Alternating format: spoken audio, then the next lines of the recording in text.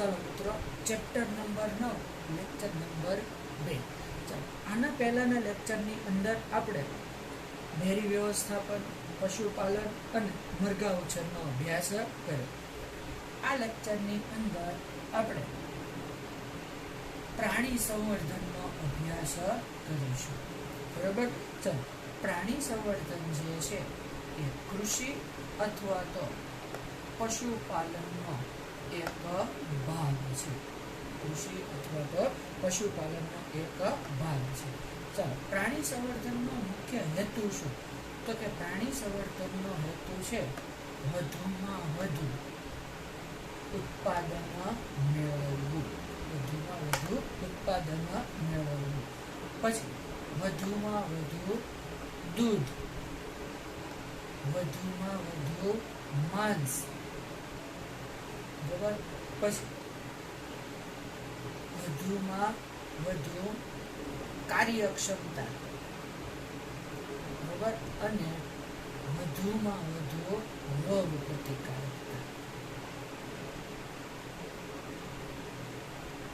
એટલી બાબતો અથવા તો આ એના મુખ્ય હેતુઓ છે. બરાબર? ચાલો, હવે પ્રાણી સંવર્ધન માટે પ્રાણીની શ્રેષ્ઠ જાત પસંદ કરવામાં આવે, જેથી કરીને આપણે જે ઉપર વર્ણવેલા હેતુઓ છે એને આપણે પ્રાપ્ત કરી શકીએ.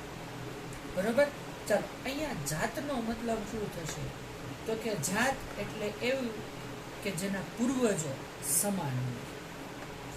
બરાબર? બીજું કે એના બાહ્ય લક્ષણો અને કદ આની અંદર પણ સમાનતા હોય, તો એને આપણે કહીશું જાત. બરાબર છે? એને ખાસ કરીને બાહ્ય લક્ષણોની અંદર સમાનતા હોવી જોઈએ અને પૂર્વજો પણ એક હોવા જોઈએ. બરાબર છે? એટલે કે એના પૂર્વજો સમાન હોવા જોઈએ. ચાલો, હવે તો આવા લક્ષણો ધરાવતી જાત હોય એને આપણે કહીશું ટ્રુ બ્રીડ. બરાબર? સાચી જાત તરીકે ઓળખવામાં આવશે. ચાલો, હવે આપણે આના ટ્રુ બ્રીડના યોગ્યતમ લક્ષણો માટે શું કરશું? તો કે આના યોગ્યતમ લક્ષણો માટે એનું સંકરણ અથવા તો સંવર્ધન કરાવવામાં આવે. એનું સંકરણ અથવા તો એનું સંવર્ધન કરાવવામાં આવશે. અહીંયા જો કે સંકરણ અથવા તો સંવર્ધન એના બે પ્રકાર છે. એક છે અંતઃ સંવર્ધન અને બીજું છે બાહ્ય સંવર્ધન. બરાબર? સંવર્ધનના મુખ્ય બે પ્રકારો, એક છે અંતઃ સંવર્ધન અને બીજું છે બાહ્ય સંવર્ધન. ચાલો, એની અંદરથી આપણે બંનેનો એક પછી એક અભ્યાસ કરીશું. ચાલો, તો એની અંદર પહેલું છે અંતઃ સંવર્ધન. ચાલો, અંતઃ સંવર્ધન એટલે શું? તો કે એક જ જાત, બે અલગ અલગ જાત પણ નથી લેવાની, એક જ જાતના ગાઢ સંબંધ ધરાવતા નર અને માદા. બરાબર? અથવા તો એમ કહેવાય કે એક જ જાતનો ગાઢ સંબંધ ધરાવતી જે સંતતિ હોય, બરાબર, જે સંતતિ હોય એની અંદર 4 થી 6 પેઢી સુધી સમાગમ કરાવવામાં આવે. બરાબર? અહીંયા આપણે એક જ જાત પસંદ કરવાની છે અને એની જે સંતતિ હશે એની અંદર આપણે 4 થી 6 પેઢી સુધી સતત સમાગમ કરાવવામાં આવશે. ચલો, આ સમગ્ર પ્રક્રિયા કઈ રીતે થાય? તો જો કે આમાં એક જ જાતના શ્રેષ્ઠ નર અને શ્રેષ્ઠ માદા આ બંનેની વચ્ચે સમાગમ કરાવવામાં આવે. બંનેની વચ્ચે સમાગમ કરાવવામાં આવશે. એના લીધે શું થાય? તો કે તેથી નવી સંતતિ પ્રાપ્ત થાય. બરાબર? સમાગમને પરિણામે નવી સંતતિ પ્રાપ્ત થાય. પછી તો આ સંતતિમાં જે યોગ્યતમ હોય એ યોગ્યતમની પસંદગી કરી તેની વચ્ચે ફરીથી સમાગમ કરાવવામાં આવે. બરાબર. ચાલો, આવું કેટલી પેઢી સુધી કરાવવાનું? તો કે આવું 4 થી 6 પેઢી સુધી, 4 થી 6 પેઢી સુધી સતત સમાગમ કરવામાં આવશે. ચાલો, આમાં આપણને ફાયદો શું થાય? તો કે આનાથી આપણને ગાય અને ભેંસની શ્રેષ્ઠ જાતિઓ પ્રાપ્ત થાય. ગાય અને ભેંસની શ્રેષ્ઠ જાતિઓ પ્રાપ્ત થશે. ચાલો, એનાથી દૂધ ઉત્પાદનમાં વધારો થશે. બરોબર. એની સંતતિની કાર્યક્ષમતામાં પણ વધારો થાય. આની અંદર રોગ પ્રતિકારકતા પણ વધે. બરોબર. ચાલો, હવે જો કે આ જે અંતઃસંવર્ધનનો સિદ્ધાંત છે એ સિદ્ધાંત કયો છે? બરોબર. તો આમાં છે મેન્ડલનો પસંદગીનો સિદ્ધાંત. બરોબર. આ સિદ્ધાંતને આધારે આમાં જાતિઓની પસંદગી કરવામાં આવશે. બરોબર. ચાલો, જોજો મેન્ડલના સિદ્ધાંત અથવા તો મેન્ડલનો જે પ્રયોગ હતો એ પ્રયોગની અંદર આપણે શું કર્યું? તો કે વટાણાની શુદ્ધ જાત મેળવવા એની વચ્ચે પરપરાગને સતત કરાવવામાં આવે, જેથી કરીને આપણને વટાણાની ટ્રુ બ્રીડ અથવા તો શુદ્ધ જાત મળશે. તો આમાં પણ પ્રાણીની શુદ્ધ જાત મેળવવા માટે એની અંદર 4 થી 6 પેઢી સુધી સતત સમાગમ કરાવવામાં આવશે. હવે મિત્રો, અંતઃસંવર્ધન જે છે એના કેટલાક ફાયદા પણ છે અને કેટલાક નુકસાન પણ છે. તો એ આપણે જોઈએ કે ભાઈ અંતઃસંવર્ધન છે એનાથી ફાયદો શું થાય અને એનાથી નુકસાન શું થાય, અથવા તો આપણે એમ કહીએ કે અંતઃસંવર્ધન ઉપયોગી કઈ રીતે છે. બરાબર. તો જો કે આ ઉપયોગી અથવા તો આનો મુખ્ય ફાયદો શું થાય? તો કે આની અંદર જે ઉપયોગી જનીનો હશે એ ઉપયોગી જનીનોનું પ્રમાણ સતત શું થાય? તો કે સતત વધે. બરાબર. આને લીધે કે જે હાનિકારક જનીનો હશે, હાનિકારક જનીનો, આનું પ્રમાણ શું થાય? તો કે હાનિકારક જનીનોનું પ્રમાણ ઘટે. અથવા તો જે પ્રભાવી હાનિકારક જનીનો હોય, અહીંયા આ શબ્દ ખાસ યાદ રાખજો, જે પ્રભાવી હાનિકારક જનીનો હશે એને દૂર કરવામાં આપણને સહાયતા થશે. ચાલો, હવે આનું નુકસાન શું થાય? તો કે આનું નુકસાન એ થશે કે ઘણી વખત, હરમેશ નહીં પણ ઘણી વખત પ્રચ્છન્ન અને હાનિકારક જનીનોનું પ્રમાણ વધે. બરાબર. જોજો, અહીંયા પ્રભાવી જનીનો હશે એ તરત જ વ્યક્ત થાય, એટલે એનું ઘટતું પ્રમાણ આપણે સ્પષ્ટ જોઈ શકીએ. જ્યારે પ્રચ્છન્ન જનીનો છે એ તરત વ્યક્ત થતા નથી, એટલે આનું આપણે વધતું પ્રમાણ આમાં જોઈ શકતા નથી. એટલે આમાં પ્રભાવી હાનિકારકનું પ્રમાણ ઘટે, જ્યારે પ્રચ્છન્ન હાનિકારક જનીનોનું પ્રમાણ વધે. ચાલો, તો આનાથી નુકસાન શું થાય? તો કે આમાં જે તે જાત આપણે અંતઃસંવર્ધન માટે વાપરેલી હોય એ જાત પોતાની ફળદ્રુપતા ગુમાવે. ફળદ્રુપતા ગુમાવે મતલબ કે એની અંદર વંધ્યતા વધે. વંધ્યતા વધે. બરોબર.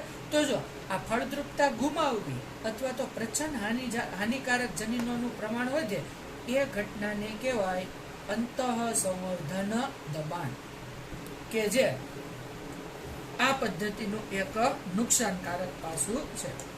તો ચાલો, કે અંતઃસંવર્ધન દબાણ ઘટાડવા માટેનો ઉપાય શું? અંતઃસંવર્ધન દબાણ ઘટાડવા માટેનો ઉપાય શું? તો કે જો કે આવી જાતમાં સમયાંતરે બાહ્ય સંવર્ધન કરાવવામાં આવે. બાહ્ય સંવર્ધન કરાવવામાં આવે કે જેથી કરીને અંતઃસંવર્ધન દબાણ જે વધ્યું હોય, બરોબર, એ અંતઃસંવર્ધન દબાણ બાહ્ય સંવર્ધનને લીધે શું થશે? તો કે ઘટે. તો આ થયો એનો ઉપાય.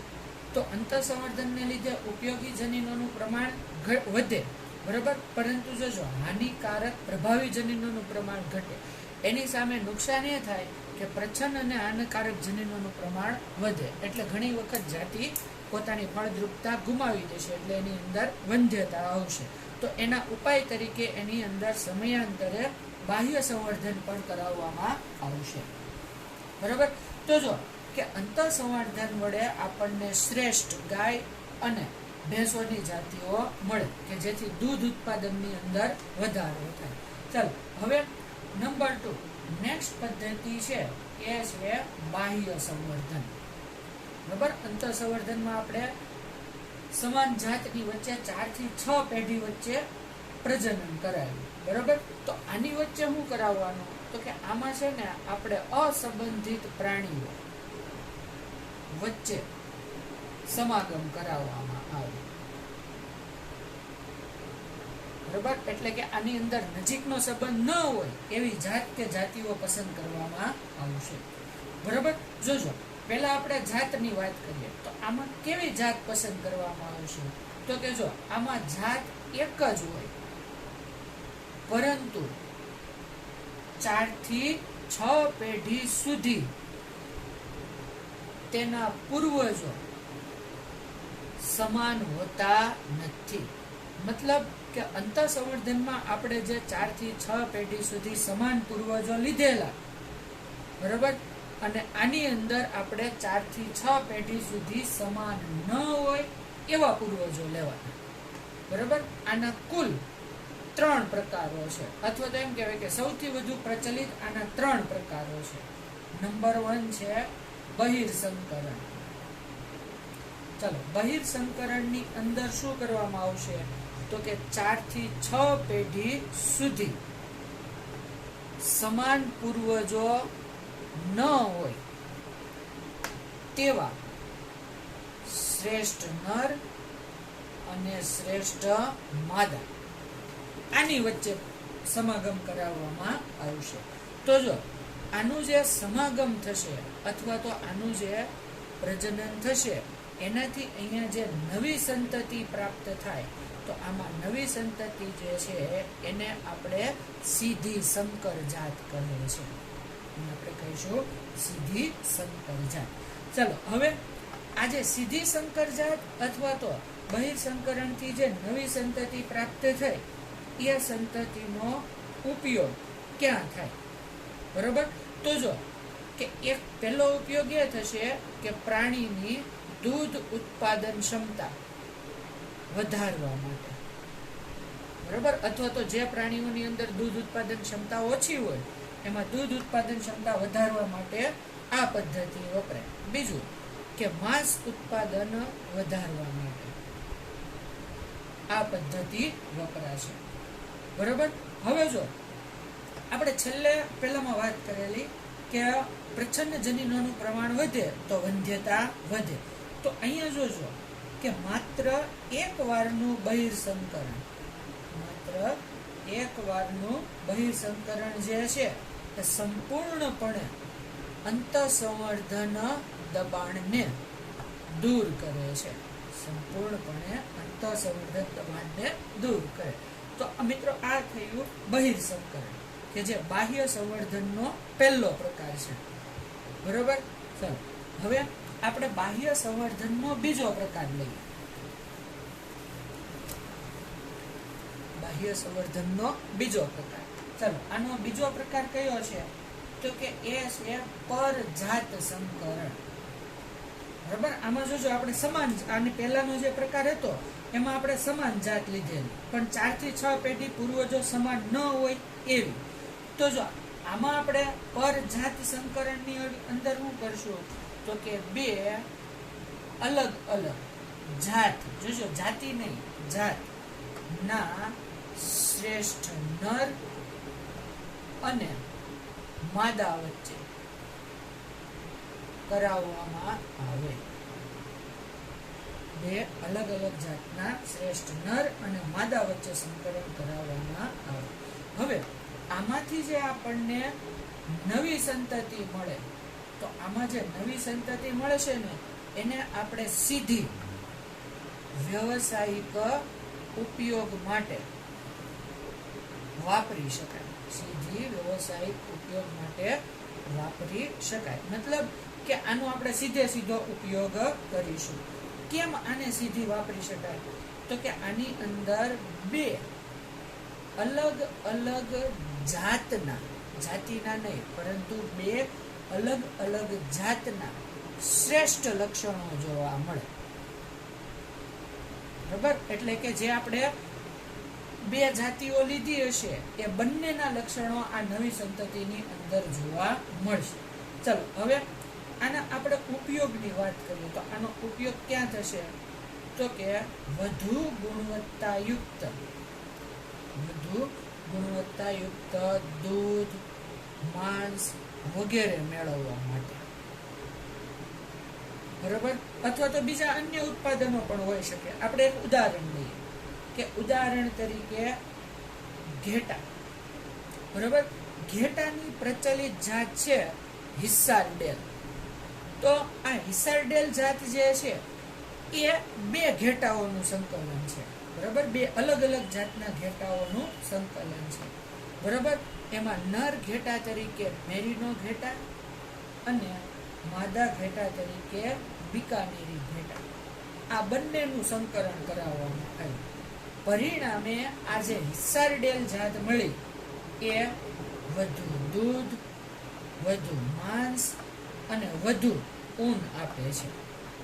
તો બીકાનેરી ઘેટા અને મેરીનો ઘેટા આ બંનેના સંયુક્ત લક્ષણો આપણને હિસારડેલ ઘેટાની જાતની અંદર જોવા મળે. તો આમાં નર અને માદા, જે શ્રેષ્ઠ નર અને માદા આપણે પસંદ કરેલા હશે એના સીધા લક્ષણો નવી સંતતિમાં આવશે. એટલે આવી જાતિઓ વ્યવસાયિક રીતે અથવા તો આર્થિક રીતે વધુ ઉપયોગી પુરવાર થાય. બરાબર? મોટે ભાગે આવી જાતિના પ્રાણીઓનો જ ઉછેર કરવામાં આવતો હોય છે. નંબર 3 એ છે આંતરજાતીય સંકરણ. ચલો, આંતરજાતીય સંકરણમાં શું હશે? તો જો આની અંદર નજીકનો સંબંધ ધરાવતી બે અલગ અલગ જાતિઓ વચ્ચે સંકરણ કરાવવામાં આવે. અહીંયા જોજો, આપણે બે અલગ અલગ જાતિ પસંદ કરી પણ એની વચ્ચે નજીકનો સંબંધ હોવો આવશ્યક છે. બરોબર? આને લીધે શું થાય? તો કે જે નવી સંતતિ મળશે એ સંતતિની અંદર બંને જાતિના શ્રેષ્ઠ લક્ષણો જોવા મળે.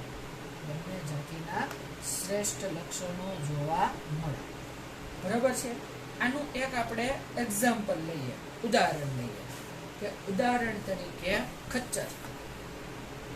બરાબર?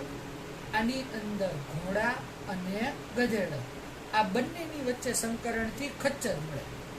બરાબર? તો એની અંદર ઘોડા અને ગધેડા બંનેના શ્રેષ્ઠ લક્ષણો જોવા મળશે. બરાબર? ચલો, તો આ થઈ સંવર્ધનની બે રીતો, અંતઃસંવર્ધન અને બાહ્ય સંવર્ધન. હવે આ બંને પદ્ધતિઓ સિવાય શ્રેષ્ઠ જાતિઓ મેળવવા માટે કેટલીક નવી પદ્ધતિઓ પણ વપરાય.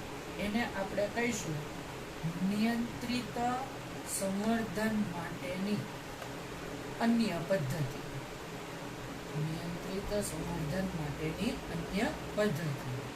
ચલો, એની અંદર પહેલું છે કૃત્રિમ વીર્યસેચન. બરોબર? તો આની અંદર શું કરવામાં આવશે? તો કે ઇચ્છિત લક્ષણ ધરાવતા નરનું વીર્ય એકઠું કરી ઇચ્છિત લક્ષણ ધરાવતી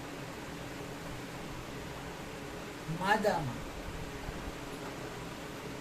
બ્રીડર વડે, એટલે કે કૃત્રિમ રીતે બ્રીડર વડે દાખલ કરાવવામાં આવે. બ્રીડર વડે એને કૃત્રિમ રીતે માદાની અંદર દાખલ કરાવવામાં આવશે. બરોબર? હવે જો અહીંયા એક ફાયદો એ થશે કે આપણે જે નર પ્રાણીના એકઠા કરેલા શુક્રકોષો હશે, આ શુક્રકોષોને તરત અથવા તો પછીથી વાપરી શકાય. કઈ રીતે વાપરી શકાય? તો કે એને પછીથી વાપરવા માટે એને થીજવી અને સંગ્રહ કરવામાં આવે. બરોબર? થીજવી અને સંગ્રહ કરવામાં આવે પછી ત્યાંથી દૂર રહેલી માદા માટે આનો ઉપયોગ કરવામાં આવે. માદા માટે આનો ઉપયોગ કરવામાં આવે. બરોબર? ચાલો હવે જો કે આ પદ્ધતિનો મુખ્ય ફાયદો શું થાય? તો કે પ્રાણીઓની વચ્ચે જે સામાન્ય સમાગમ દરમિયાન જે મુશ્કેલીઓ સર્જાય એવી મુશ્કેલીઓ આની અંદર સર્જાતી નથી. બરોબર? સામાન્ય સમાગમ દરમિયાન જે મુશ્કેલીઓ સર્જાય એ આવી મુશ્કેલીઓ આની અંદર સર્જાતી નથી. ચાલો, તો આ થયું નિયંત્રિત સંવર્ધન માટેની પહેલી પદ્ધતિ, કૃત્રિમ વીર્યસેચન. બરોબર? ચાલો, નેક્સ્ટ પદ્ધતિ છે MOET. બરોબર? મતલબ multiple ovulation embryo transfer. Multiple ovulation embryo ટ્રાન્સફરની પદ્ધતિ.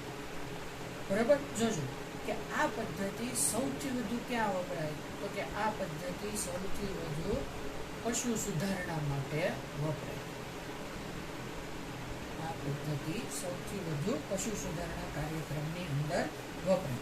ચલો, આ પદ્ધતિની શરૂઆત કઈ રીતે થશે? તો કે જો કે આમાં સારવાર પહેલા માદાને આપવામાં આવશે.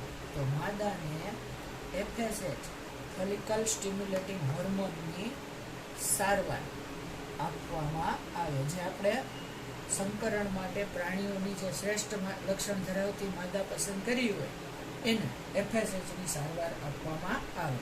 ચાલો, FSH ની સારવારને લીધે શું થશે? તો કે એની અંદર અંડકોષ જનનની ક્રિયા ઝડપી બને.